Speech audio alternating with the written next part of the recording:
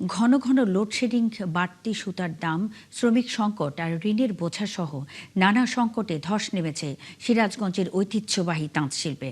বিদ্যুৎ সরবরাহ স্বাভাবিক না থাকায় বিভিন্ন উপজেলার তাঁত কারখানায় উৎপাদন ব্যাহত হচ্ছে। এতে প্রায় ৪ লাখ তাঁতের মধ্যে ১ লাখেরও বেশি বন্ধ হয়েছে।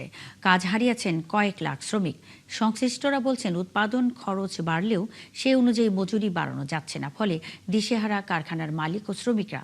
ইউসুফ দেওয়ান রাজুর তথ্য ও বেলাল হোসেনের ছবিতে প্রতিবেদন। ঘন ঘন লোডশেডিংয়ের কারণে উৎপাদন থেমে আছে সিরাজগঞ্জের তাঁতপল্লীতে। তাঁত শিল্পের সাথে জড়িতরা বলছেন, জেনারেটর চালিয়েও কারখানা সচল রাখা যাচ্ছে না। এরপরও বাড়তি ডিজেলের দামে খরচ বেড়েছে কয়েক গুণ। আর ঘন ঘন লোডশেডিংয়ের কারণে প্রায় ১.৫ লাখ বিদ্যুৎ চালিত তাঁতের চাকা কিছুক্ষণ পরপরই বন্ধ হয়ে যাচ্ছে। এতে কাপড় উৎপাদন ও বিপণন ব্যাহত হচ্ছে। ১২-১৩ বছর হলে কাজ করি। তো এখন বর্তমান এমন অবস্থা হয়েছে, কারেন্ট থাকেই না। আমাদের সাপ্তাহিক শেষ আমরা বেতন পাই, আগে যা পাইছি তার থেকে এখন সীমিত বেতন পাই, এতে আমাদের নিজেরই চলে না। ঈদ উপলক্ষে আমাদের যে টার্গেট থাকে কাজের প্রতি, সেই টার্গেট আমরা পূর্ণ করতে পারতেছি না। 50% নেমে আসছে প্রোডাকশন, এতে করে তাঁতি ক্ষতিগ্রস্ত হচ্ছে।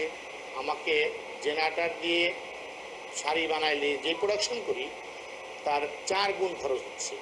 তাঁত মালিকরা বলছেন, জেলার ৪ লাখ তাঁতের মধ্যে প্রায় ১ লাখ কারখানা বন্ধ হয়ে গেছে।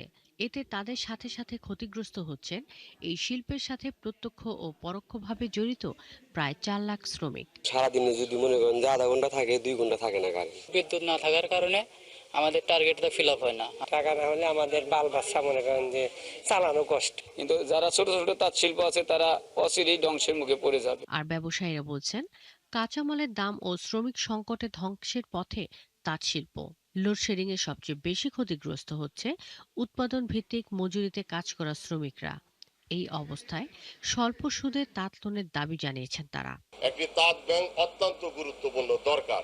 যদি আমরা তাঁত ব্যাংকের মাধ্যমে তাঁতিরা যদি আমরা লোন পাইতাম স্বল্প সুদে, তাহলে কিন্তু আমরা দেখা যাইতো যে বিভিন্ন প্রাকৃতিক দুর্যোগে আমরা কাপড়গুলো বিক্রি না করে আমরা কাপড়গুলো কিন্তু স্টক করে রাখতে পারতাম। এদিকে তাঁত শিল্প টিকিয়ে রাখতে স্বল্প সুদে ঋণ ও প্রাতিষ্ঠানিক সহায়তার আশ্বাস দিয়েছে তাঁত বোর্ড। তাদেরকে আমরা বিনা সুদে এবং বিনা জামানতে আমরা লোন প্রদান করে থাকি। ইতিমধ্যে ক্ষুদ্র ঋণ এবং আর্থসামাজিক আর্থসামাজিক প্রজেক্টের যে তাঁত লোনের কার্যক্রমটা আছে, এই দুইটি প্রজেক্টের আন্ডারে অলমোস্ট প্রায় ২৩০০ তাঁতিকে আমরা লোন প্রদান করেছি। ঐতিহ্য আর সম্ভাবনার এই শিল্প সংকট কাটিয়ে টিকে থাকবে নাকি হারিয়ে যাবে, সেই শঙ্কায় তার সংশ্লিষ্টরা। শাকিলা শম্পা, ৭১।